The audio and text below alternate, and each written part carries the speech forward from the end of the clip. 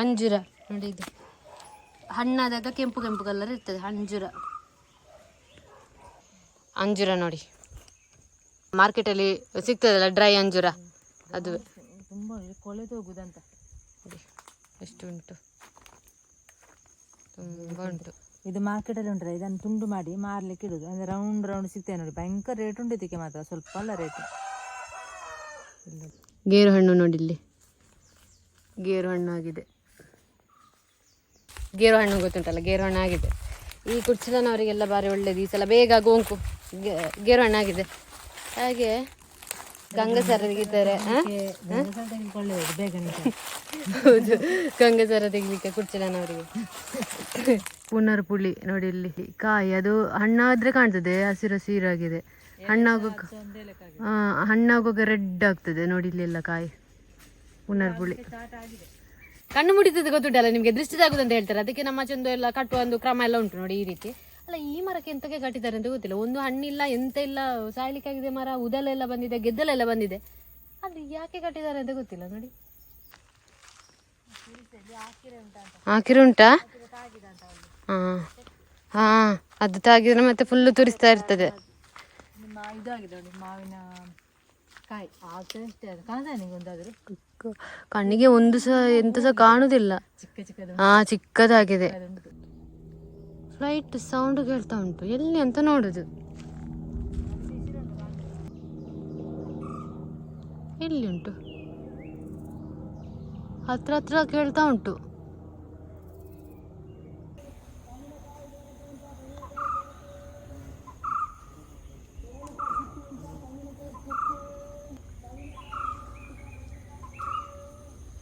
ತೆಂಗಿನಕಾಯಿ ಚಿಪ್ಪಿ ಉಂಟಾ ಅಂತ ನಾನು ತರಕಾಯಿ ಅಂತ ಅನ್ಕೊಂಡದ್ದು. ತೆಂಗಿನಕಾಯಿ ಚಿಪ್ಪಿ ಉಂಟಾ ಅಂತ ಕೇಳಿ ಬರ್ತಾ ಇದ್ದಾರೆ. ಇದು ಸೇಲ್, ನಾವು ತರಕಾರಿ ಸೇಲ್ ಮಾಡಿಕೊಂಡು ಬರೋದು ಅಂತ ಅನ್ಕೊಂಡದ್ದು. ಸೇಲ್ ಮಾಡ್ಲಿಕ್ಕೆ ಯಾರಾದ್ರೂ ಇಡುವರು ಕೊಡ್ಬೋದು ಅಂತ ಹೇಳಿದ್ರು. ಗಾಂಧಾರಿ ಮೆಣಸು ನೋಡಿ, ಎಂತ ಜೀರಿಗೆ ಮೆಣಸು ಅಂತ ಹೇಳುದು, ಗಾಂಧಾರಿ ಮೆಣಸು. ಇದು ಅದು ಇದಕ್ಕೆ ಒಳ್ಳೆದಾಗ್ತದೆ, ಮಜ್ಜಿಗೆ ಅಲ್ಲೇ ಮಜ್ಜಿಗೆ ಮಾಡ್ಲಿಕ್ಕೆ ಉಂಟು. ಈಗ ಚಿಪ್ಪಿ ಬೇಕಾ ಚಿಪ್ಪಿ ಅಂತ ಹೇಳಿ ಸೇಲ್ ಮಾಡ್ಕೊಂಡು ಬರ್ತಾ ಇದ್ರು. ಅದಂದ್ರೆ ನಮ್ಮ ರೋಡ್ ಆಚೆ ಗೆರಟೆ ಬರ್ತಲ್ಲ, ತೆಂಗಿನಕಾಯಿಯ ಗೆರಟೆ ನೋಡಿ ಇಲ್ಲಿ. ಹೌದೌದು, ಇದು ಇಂಥದ್ದು ಎಲ್ಲ ತೆಗ್ದಿಡಿ, ಅದಕ್ಕೆ ಸಹ ರೇಟ್ ಉಂಟು. ಕೆಜಿಗೆ 32 ಒಂದು ಶಾಪ್ ಅಲ್ಲಿ. ಅದು ಯಾಕೆ ಅಂತ ಹೇಳಿದ್ರೆ, ಒಂದು ಗೋಲ್ಡ್ಗೆ ಯೂಸ್ ಆಗ್ತದೆ, ಗೋಲ್ಡ್ ಎಂತ ಗೊತ್ತಿಲ್ಲ ಗೋಲ್ಡ್ಗೆ. ಮತ್ತೊಂದು ನಮ್ಮ ಆಚೆ ಬರುವಾಗ ಹೇಳಿದ್ರು ಇವರು, ಇದು ಹೆಣ ಓದಿಸ್ತಾರಲ್ಲ ಹಾಗೆ ಹೇಳಿದ್ದು ಕೇಳುವಾಗ. ಹಾಗೆ ತುಂಬಾ ಉಪಯೋಗ ಉಂಟು ಅದರದ್ದು. ಪುನರ್ಪುಳಿ ಉಂಟಲ್ಲ, ಅದದ್ದು ಯಾರಿಗೆಲ್ಲ ಪಿತ್ತ ಇರ್ತದಲ್ಲ ಅವರಿಗೆ ಮನೆ ಮದ್ದು ಹೇಳ್ತಾರೆ. ಅದು ಹೆಚ್ಚಿನವರಿಗೆ ಗೊತ್ತುಂಟು, ಅದಕ್ಕೆ ಗೊತ್ತಿರುದಿಲ್ಲ. ಮತ್ತೆ ಇದು ಅವತ್ತು ನಿಮಗೆ ಅಪ್ಪನಿಗೆ ಪಿತ್ತ ಇತ್ತು, ತುಂಬಾ ಪಿತ್ತ ಇತ್ತು. ಎಷ್ಟು ಮದ್ದು ಮಾಡಿದ್ರು ನಿಲ್ತಾನೆ ಇರ್ಲಿಲ್ಲ. ಮತ್ತೆ ಡಾಕ್ಟರ್ ಕೂಡ ಹೇಳಿದ್ದೇ ಮದ್ದನ್ನ, ಈಗ ಅಮ್ಮ ಹೇಳ್ತಾರಲ್ಲ ಅದೇ ಮದ್ದನ್ನ ಡಾಕ್ಟರ್ ಹೇಳಿದ ಅಪ್ಪನಿಗೆ ನಿಂತೇ ಹೋಗಿದೆ. ಹಾಗೆ ನಿಮಗೆ ಇವರು ಹೇಳಿ ಅವರಿಗೆ ಒಣಗಿದ್ದು ಕಳೆದ ವರ್ಷದ ಇದು ನೋಡಿ, ಸಿಪ್ಪೆ ಇದು ಒಬ್ಬರಿಗೆ ಇಷ್ಟು ಬೇಕು, 1-2-3 ಪುನರ್ಪುಳಿ ಸಿಪ್ಪೆ ಸಾಕು ನೋಡಿ. ಇಷ್ಟನ್ನು ಉಂಟಲ್ಲ, ನೀವು ರಾತ್ರಿ ನೆನೆ ಇಡಬೇಕು, ಚಂದ ಮಾಡಿ ತೊಳೆದು ಒಂದು ಗ್ಲಾಸಲ್ಲಿ ನೆನೆ ಇಟ್ಟರೆ ನೀರು ಹಾಕಿ, ಮತ್ತೆ ನೀವು ಕುಡಿಯೋದು ಎಷ್ಟೊತ್ತಿಗೆ ಗೊತ್ತುಂಟ, 4 ಗಂಟೆ ಇದನ್ನು ಚಂದ ಮಾಡಿ ಮತ್ತೆ ಕಿವುಚಿ ಇದನ್ನು ಸೋಸಿ ಸ್ವಲ್ಪ ಉಪ್ಪು ಹಾಕಿ ರಾತ್ರಿ 4 ಗಂಟೆಗೆ ಕುಡಿಬೇಕು. ಎದ್ದು ಸ್ವಲ್ಪ ಮುಖವನ್ನು ತೊಳೆದು 4 ಗಂಟೆ ಎದ್ದು ಕುಡಿದರೆ ಮತ್ತೆ ಕುಡಿದು ವಾಪಸ್ ಮಲಗಬೇಕು ಮಾತ್ರ, ಇಲ್ಲದ್ರೆ ಉಂಟಲ್ಲ ಮತ್ತೆ ಪಿತ್ತ ನಿಲ್ಲುವುದಿಲ್ಲ. ಈ ಪುನರ್ಪುಳಿದು ನೀರು ಉಂಟಲ್ಲ, ಅದನ್ನು ಕುಡ್ದ ಮೇಲೆ ನೀವು ಮಲಗಬೇಕು. 4 ಗಂಟೆಗೆ ಎದ್ದು ಕುಡಿದು ಮತ್ತೆ ಮಲಗಬೇಕು. ಮೊಬೈಲ್ ಹತ್ತಿ ನಿಲ್ಲುವುದಲ್ಲ, ಮೊಬೈಲ್ ಹತ್ತಿ ನಿಂತರೆ ಮತ್ತೆ ಪಿತ್ತ ಜಾಸ್ತಿ ಆಗ್ಬೋದು. ಕುಡ್ದು ಮತ್ತೆ ವಾಪಸ್ ಒಂದು ಸ್ವಲ್ಪ ನಿದ್ದೆ ಆದ್ಮೇಲೆ ಎದ್ದು ಚಂದಾಡಿ ಮುಖ ತೊಳೆದು ಚಹಾ ಕುಡ್ದೆ. ನಿಮ್ಗೆ 3 ದಿವಸ ಕುಡಿಬೇಕು, ನಿಮ್ದು ಪಿತ್ತ ಎಲ್ಲ ಗಟ್ಟಿ ಹೋಗ್ತದೆ, ಪಿತ್ತ ಎಲ್ಲ ನಿಂತೆ ಹೋಗ್ತದೆ.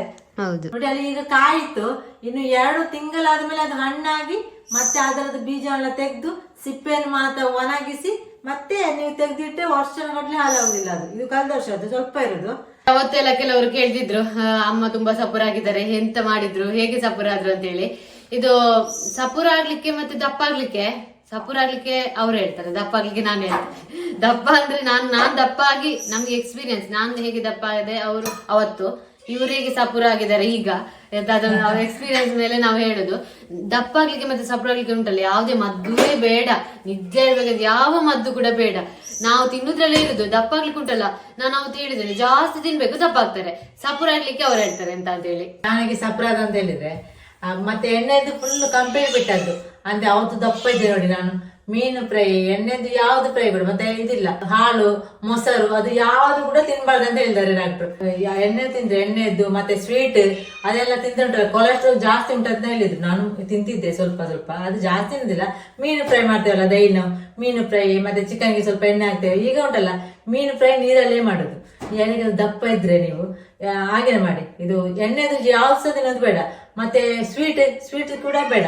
ಸ್ವೀಟ್ ಎಣ್ಣೆದು ಹಾಲು ಮೊಸರು ಅದನ್ನೆಲ್ಲ ಬಿಟ್ಟೆ ಉಂಟಲ್ಲ, ಖಾಲಿ ಊಟ ಸೊಪ್ಪು ಪದಾರ್ಥ ಅಂತ ತಿನ್ನೋದು. ಚಿಕನ್ ತಿಂತೇನೆ, ಎಣ್ಣೆ ಹಾಕ ತಿನ್ನೋದು. ಮೀನು ಫ್ರೈ ಮಾಡ್ತೇವೆ, ಎಣ್ಣೆ ಹಾಕೋದು ಮಾಡೋದು.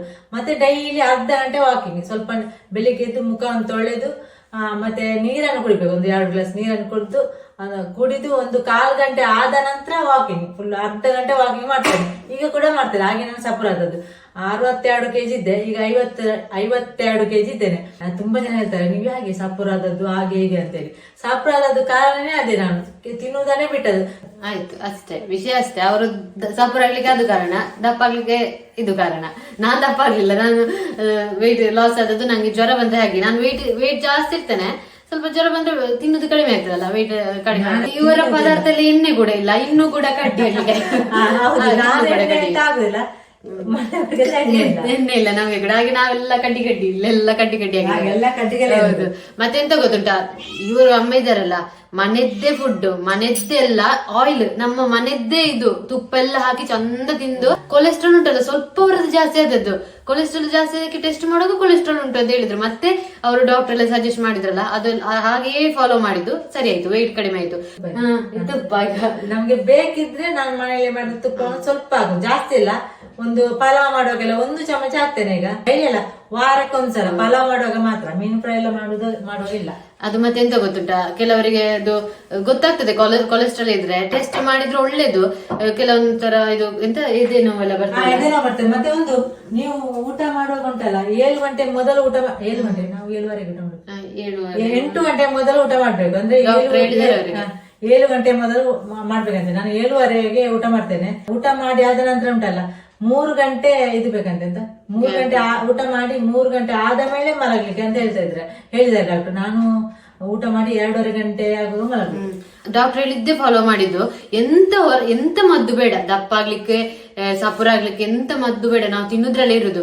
ಯಾರಾದ್ರು ಈಗ ಹೆಚ್ಚಿನವರು ಕೇಳಿದ್ದದೆ ಹಾಗೆ, ಹೇಗೆ ಇದು ಸಪುರ ಆದ ದೇವರು ಅಂತ ಹೇಳಿ ಡಾಕ್ಟರ್ ಹೇಳಿದ್ದು ಫಾಲೋ ಮಾಡಿ ಸಪುರ ಆದ್ರು. ದಪ್ಪ ಆಗಿ ಕೊಲೆಸ್ಟ್ರಾಲ್ ಬರ್ತದೆ, ಅದು ಗೊತ್ತಾಗ್ತದೆ. ಇಲ್ಲಿ ಉಂಟಲ್ಲ ಸೊಂಟದಲ್ಲಿ ಒಂದರ ದಪ್ಪ ಆಗ್ತದಲ್ಲ, ಅದು ಎಣ್ಣೆದೆಲ್ಲ ತಿಂದು. ಕೆಲವರಿಗೆ ಒಂದೊಂದು ರೀತಿ ಇರ್ಬೋದು. ಈಗ ಅಮ್ಮಂದು ಹೇಳುದು, ಸ್ವಲ್ಪ ಸೊಂಟದಲ್ಲಿ ಸ್ವಲ್ಪ ದೊಡ್ಡದಾಗ್ತದೆ ಇಲ್ಲಿ.